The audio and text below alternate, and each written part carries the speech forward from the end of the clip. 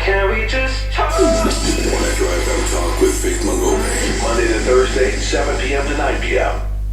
It's 10 minutes to go before the top of the hour. Let's continue with the conversation because this one, motorists, this one speaks to you, us who drive in the middle of the night. And I really do say us who drive in the middle of the night because I mean, every single evening I go home and me and my colleagues, really, we do. We go home at about 9:30 sometimes. We get out of it depending on what we're doing after the show and debriefing. So sometimes we find ourselves on the road at like 9:30 at night or sometimes like just after 9, and many of you knock off late. Many of you are working far, many of you travel across provinces, and many of you, your job is to transport.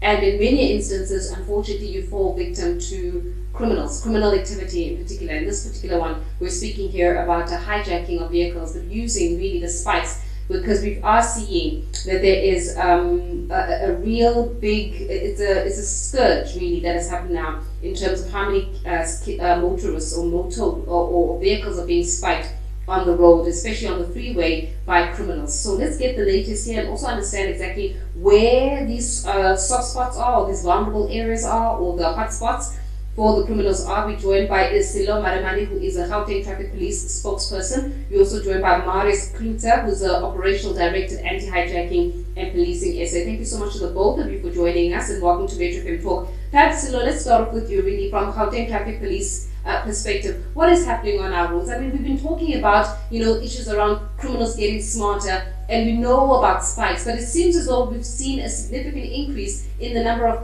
cars that are getting spiked on our roads. Good evening, ma'am, to you as well as to the listeners, and thank you very much for the opportunity. Yeah, indeed, we have observed a number of spiking incidents growing on our public roads, and the situation is actually not changing.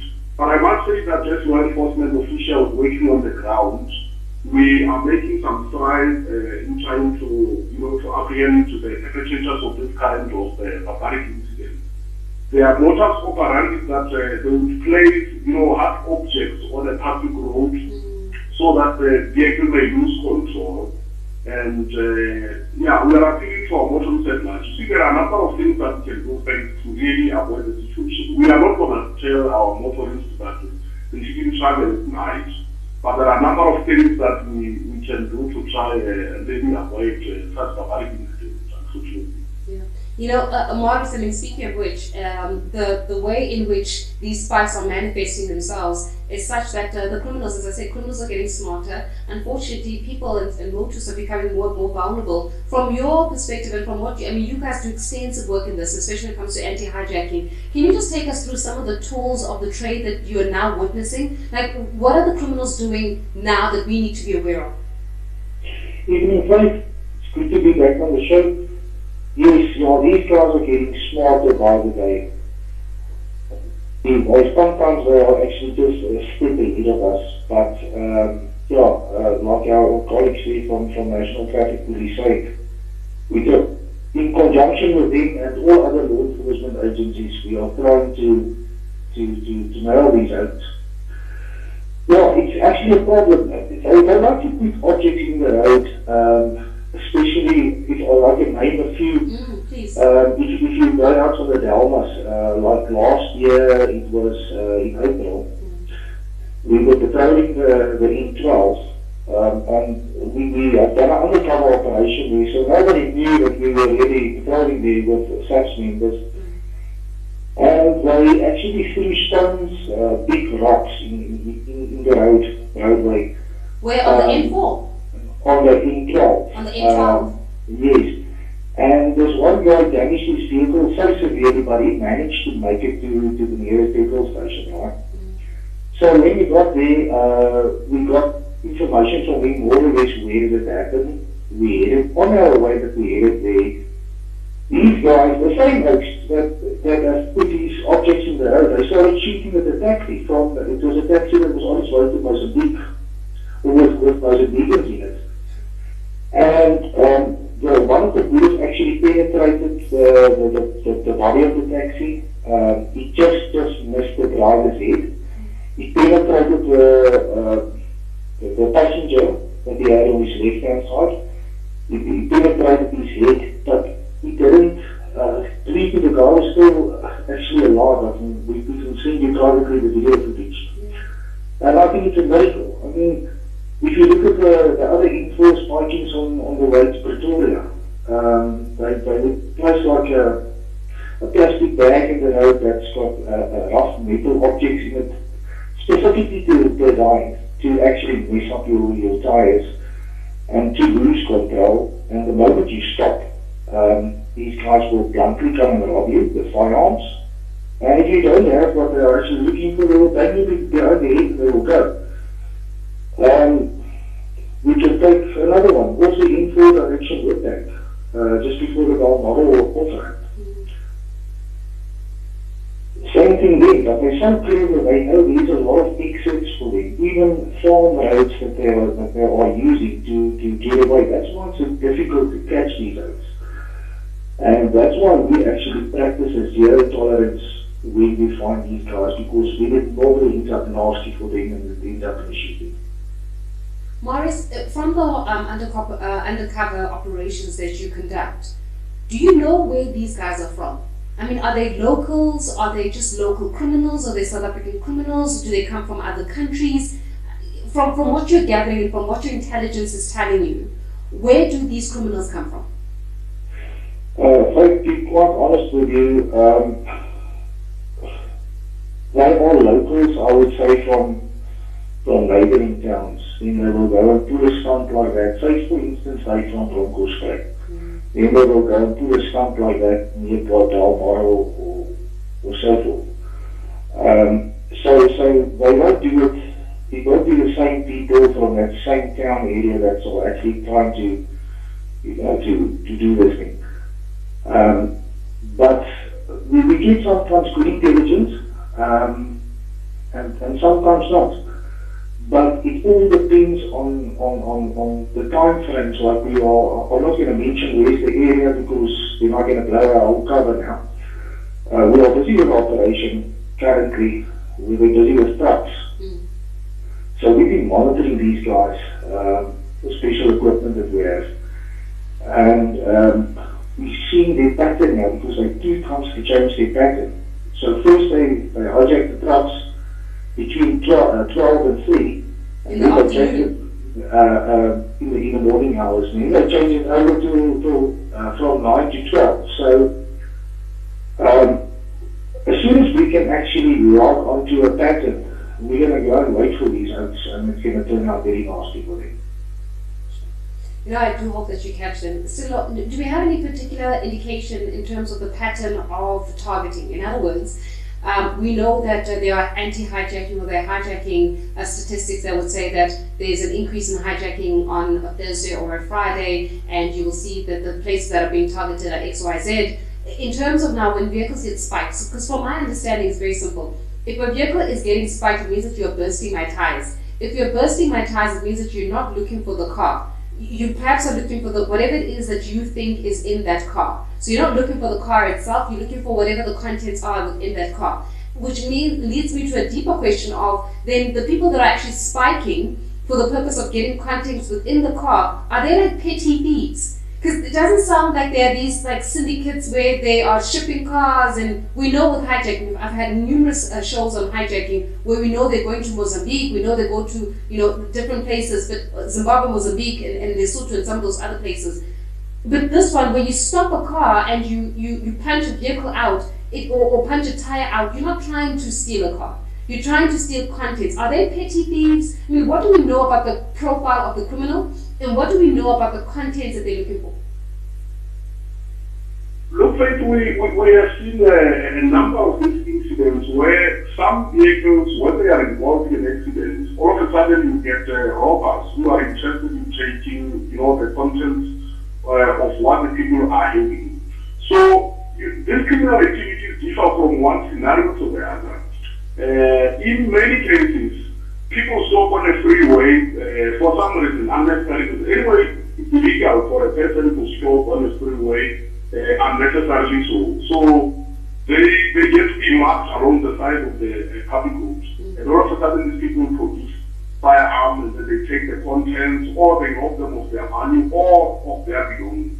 And we always advise our motorists to say, we have come up with a sort of like a hazardous rules, such as your N4 Bronco Sprays, your N4 from Pretoria to Bronco Sprays between Waterloo Operant and Cullinan Operant.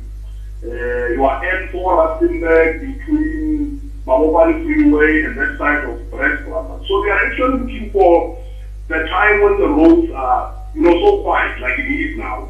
And then they start, because it becomes very, very difficult for them to start placing rocks or other objects on the road when the roads are very busy. So our advice to our motorists is that when you get spiked and your vehicle is really drivable, do not try and attempt to stop at this moment, because it could be very dangerous. They can hurt you. It could take intense battle. We have had incidents where even a police official has lost their life. That side of street button, and one of our traffic officers was also involved in the struggle with these people. So these people are really ruthless, I must say. I want us to take it to our listeners as well. If you have ever been a victim of a spiking, like your vehicle got spiked for whatever reason, maybe you were traveling and you did not know, or maybe they tried to throw stones at you, may I please, can we hear from you this evening? And specifically on how did you escape? Like how did you make it out? Because for the virtue that you are phoning in, for the virtue that you're sending in a voice note, it means that you made it out. I can't say much about your vehicle, but your life has been spared. How did you do it? How did you navigate it? Has anybody actually been spiked? I'm sure many of you have been spiked. But can I just speak to people whose vehicles have been spiked? And especially women, ladies, are there any of you who've experienced this kind of spiking? How did you make it out? How did you survive that incident? How did you make it out? How did you do it? I really do. I thank God. I really do. I do thank God that I've never been in this situation, touch wood and everything else, and cross fingers and toes, where my life has not been in that situation, because I don't know. I don't know. I don't know. I don't know what I would do. What about you? How did you make it out?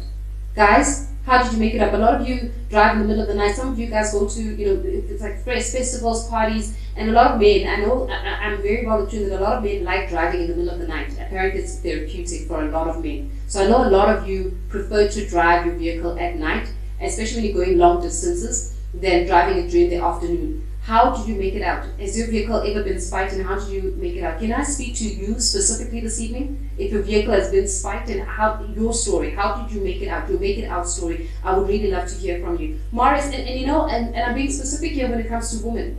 Like, the truth is, I've had a tire burst. I'm sure many of us can identify with that. And when the tire bursts in my vehicle, the first thing I say is, so first thing is I remark. My second natural instinct, which I need to change now, is to slow down is to slow down and stop, because I think that the car's gonna fall apart. I don't know, maybe I've been watching too many cartoons with cars just disintegrate or dismantle. So I often think that the car is going to dismantle of some sort, or I'm going to ruin it further by driving it further with a spike. But you're actually supposed to keep driving your vehicle, but how long do you keep driving? What do you do in that space where you hear that explosion, and then if you're like anything like Faith, you gasp, right? Make a noise, and then my instinct wants to stop, but clearly you're not supposed to stop. What do we do, Maurice? Faith, number one, I know it's easy, for me or anybody else to speak when you're not in that situation or when you're not trained for it. I would say the moment that you're with your wheel pops,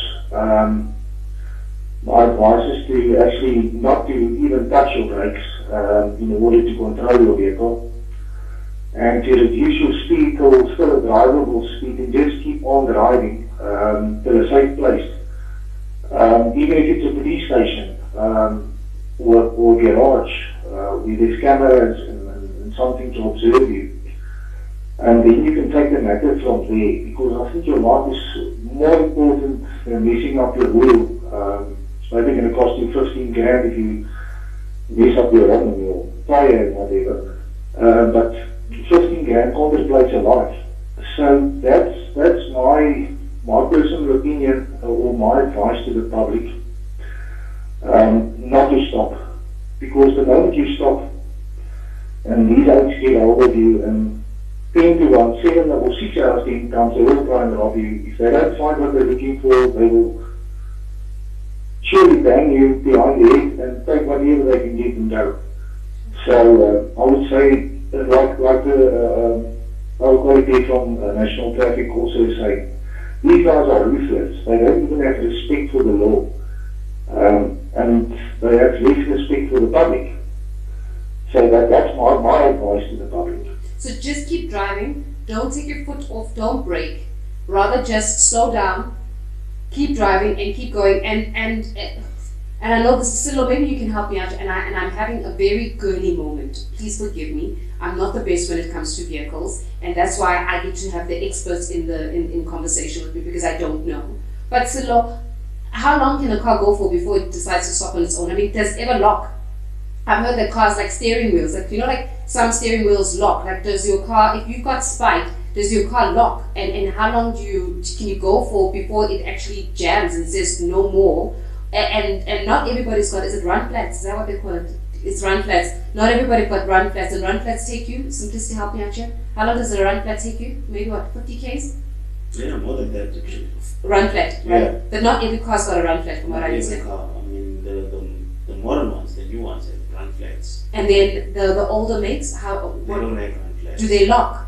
No, they don't lock. They don't lock. Yeah. Okay, then still maybe you can help us out here from understanding how long can I drive for before my car says, I'm done. Faith, I want to be honest with you. The circumstances will differ from one case to the other. You see, remember, this thing, many of these barbaric incidents, I call them, they happen on our freeway. Now, we all know that the maximum speed limit that people are allowed to drive on a freeway is 120 kilometers per hour at maximum. Unfortunately, some of our motorists are not driving that speed, hence we keep on apprehending people doing over 200 kilometers per hour.